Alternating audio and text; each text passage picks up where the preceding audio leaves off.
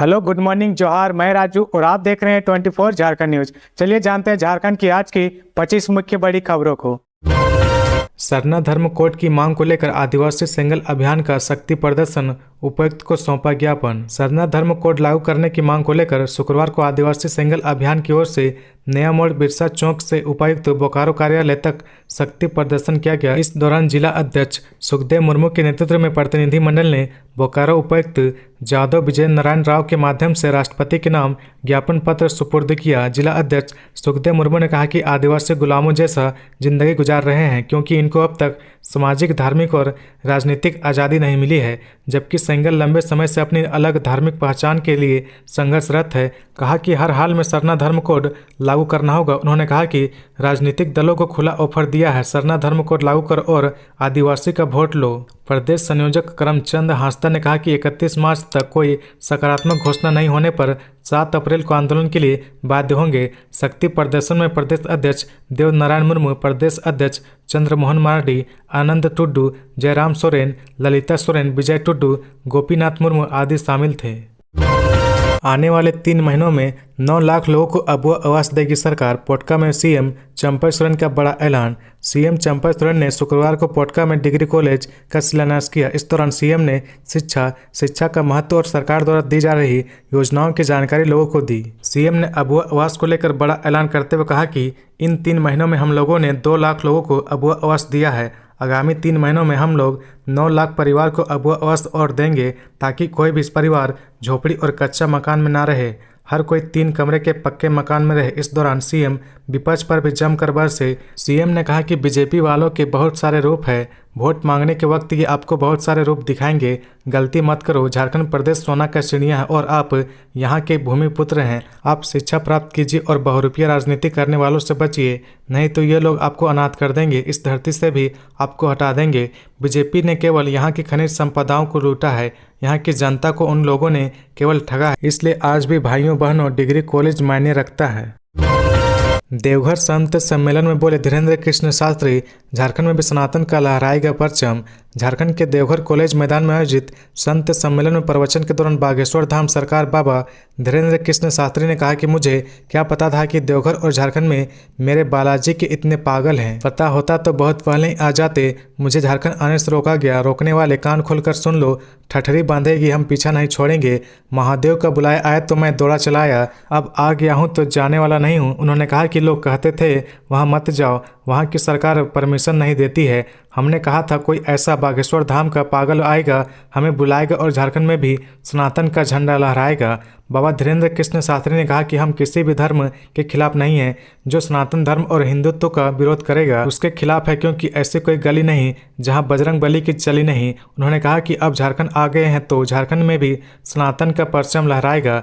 भारत का बच्चा अब जय श्री राम बोलेगा, इसलिए धर्मवासियों को हमसे डर लगता है। उन्हें लगता है कि बाबा आएगा, सनातन धर्म का परचम लहराएगा, लेकिन हमारे हनुमान जी को कोई रोके, भगवान राम को रोके, हमें अच्छा नहीं लगता। बाबा धीरेन्द्र शास्त्री ने कहा कि झारखंड के लोगों का इतना प्यार मिला, इतने पागल है मेरे कि अब मैं निशिकांत जी से कहूँगा कि आप इसी मैदान में 7 दिनों की कथा की तैयारी करिए।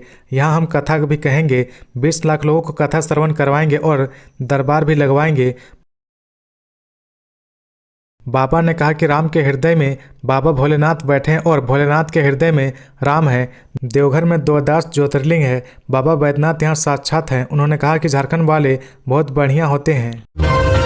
धनबाद होकर चलेगी 4 स्पेशल ट्रेन। यूपी बिहार से झारखंड आने वालों की होली का रंग नहीं होगा फीका। होली के दौरान धनबाद होकर 4 जोड़ी स्पेशल ट्रेन चलेगी। इसमें रांची जयनगर, रांची गोरखपुर, रांची पूर्णिया और रांची कटिहार स्पेशल ट्रेन शामिल है। इसका टाइम टेबल भी जारी कर दिया गया है।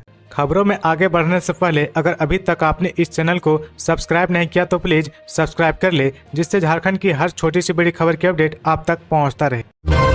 सीएम चंपा सोरेन ने डिग्री कॉलेज समेत 119 करोड़ की योजनाओं की दी सौगात। बोले अब पोटका में भी मिलेगी उच्च शिक्षा। सीएम चंपा सोरेन ने पूर्वी सिंहभूम जिले के पोटका में डिग्री कॉलेज कोल्हन विश्वविद्यालय का शिलान्यास किया। उन्होंने कहा कि अब उच्च शिक्षा के लिए बच्चों को जमशेदपुर या अन्य शहरों में जाने की जरूरत नहीं पड़ेगी।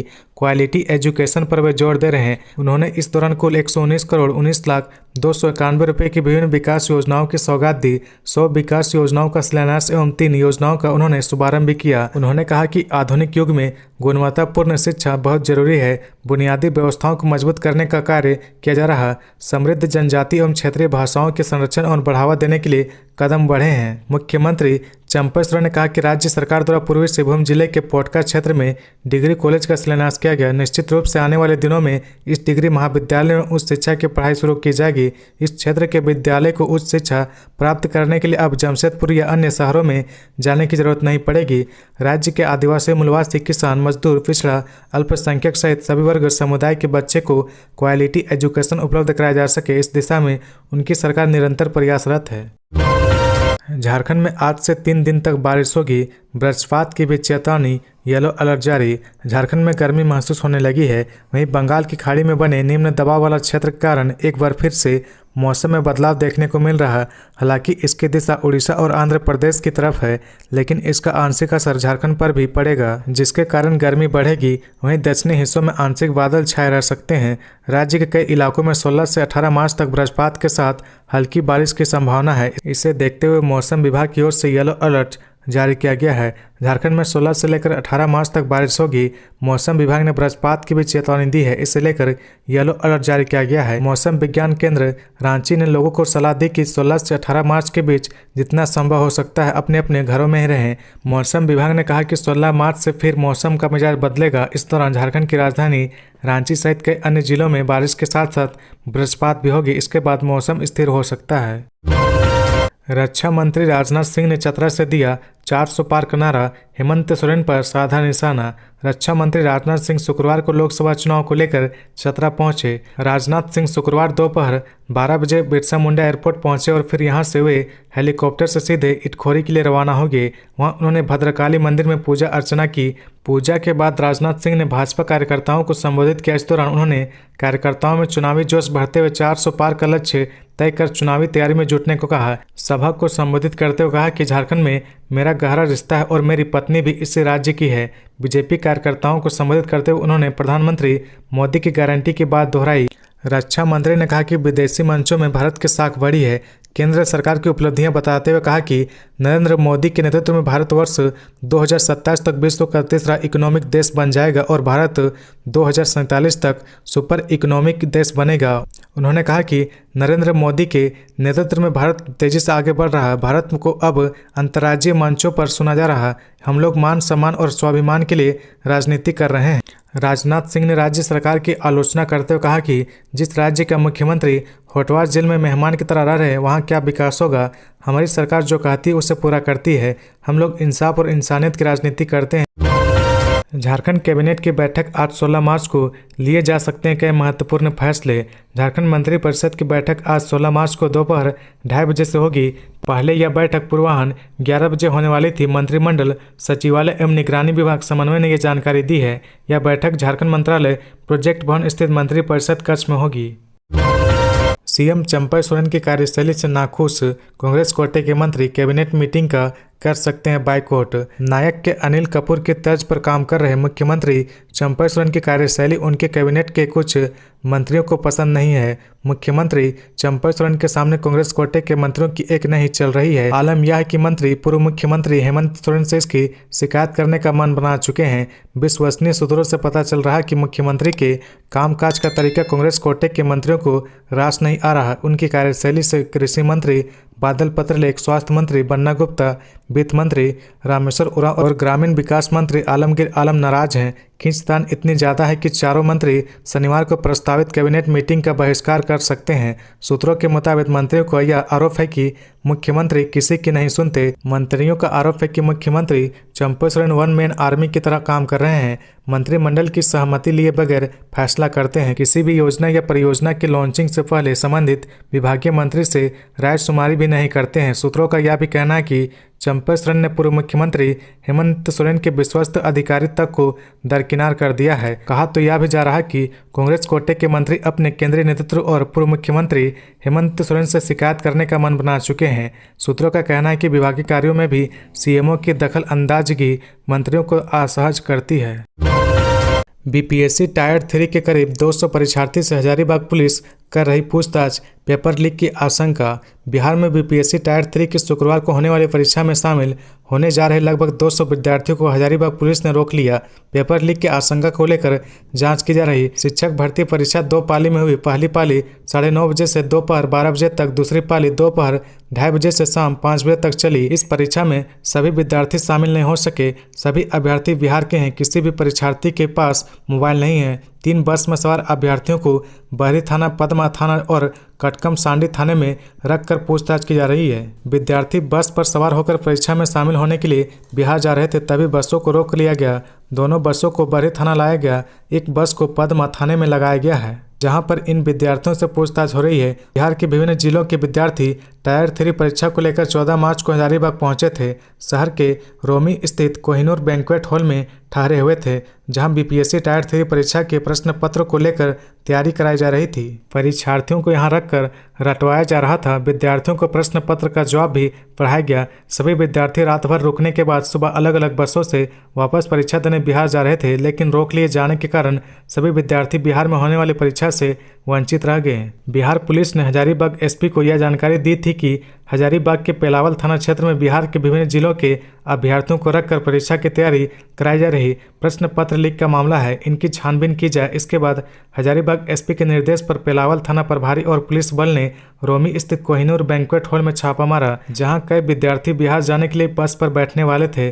पुलिस ने पहले रवाना हुई और 3 बसों को बरही और पदमा थाना क्षेत्र में रोक लिया। इस तरह 4 बस से विद्यार्थी बिहार से हजारीबाग आए थे। पूरे मामले की जांच बिहार की टीम कर रही है।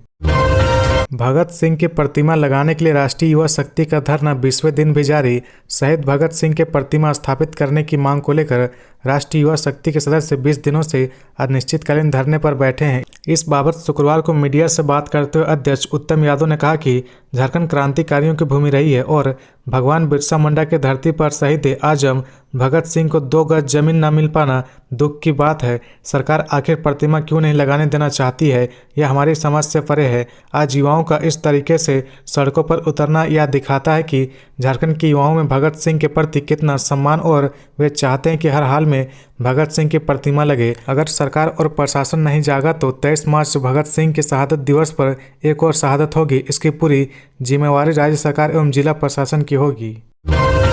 गिरिडीह में सड़क किनारे घायल युवक की मौत, माने जताई हत्या की आशंका, विरोध में सड़क जाम। झारखंड के गिरिडीह जिले के घोड़थंबा ओपी अंतर्गत भपनी के पास शुक्रवार को सड़क किनारे घायल अवस्था में एक युवक मिला। ओपी पुलिस ने उसे इलाज के लिए अस्पताल ले जाया जा रहा था, लेकिन रास्ते में उसकी मौत हो गई। इधर परिजनों ने हत्या का आरोप लगाते हुए आरोपियों को गिरफ्तार करने की मांग को लेकर सड़क जाम कर दिया।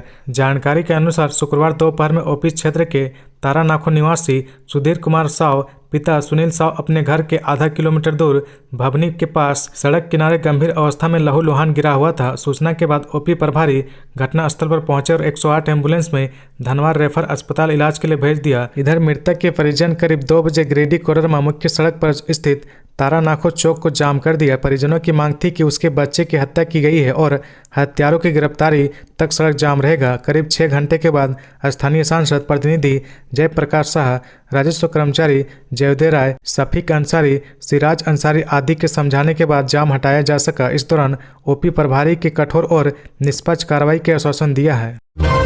मनी लॉन्ड्रिंग केस में आरोपी राम विनोद प्रसाद सिन्हा को बेल मिली, पूजा सिंघल से यह है कनेक्शन। मनी लॉन्ड्रिंग केस के आरोपी और खूंटी के बर्खास्त जूनियर इंजीनियर राम विनोद प्रसाद सिन्हा को सुप्रीम कोर्ट से बेल मिल गई है। हालांकि कोर्ट ने उन्हें कुछ शर्तों के साथ जमानत दे दी है। सुप्रीम कोर्ट में शुक्रवार को राम विनोद प्रसाद सिन्हा की ओर से पांडे नीरज राय एवं रचिता राय ने पैरवी की।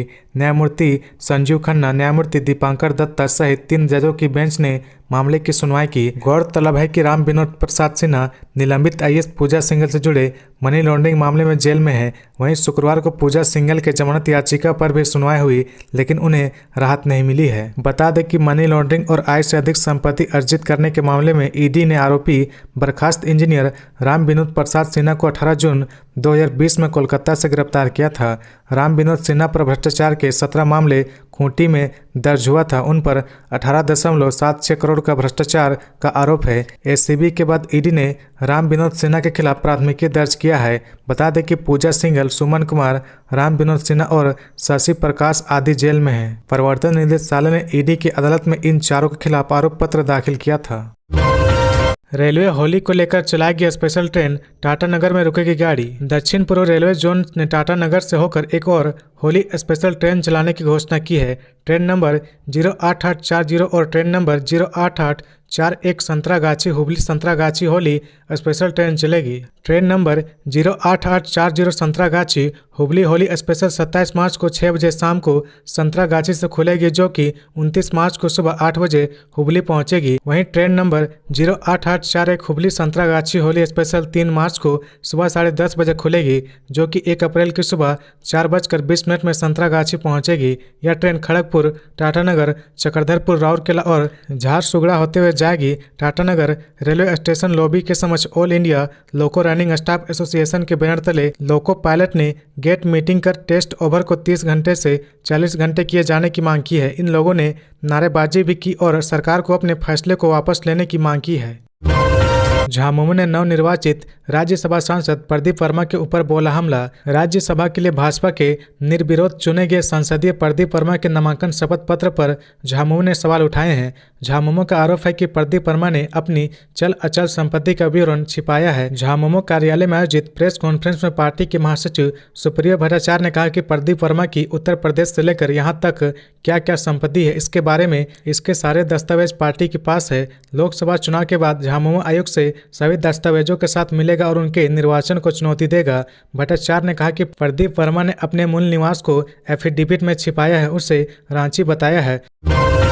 देवघर एम्स में इन पदों के लिए निकली वैकेंसी, जल्द करे आवेदन। एम्स देवघर के मेडिकल सुपरिटेंडेंट सहित 17 पदों के लिए प्रतिनियुक्ति आधारित वैकेंसी निकाली गई है। इससे संबंधित विज्ञापन भी जारी कर दिया गया है।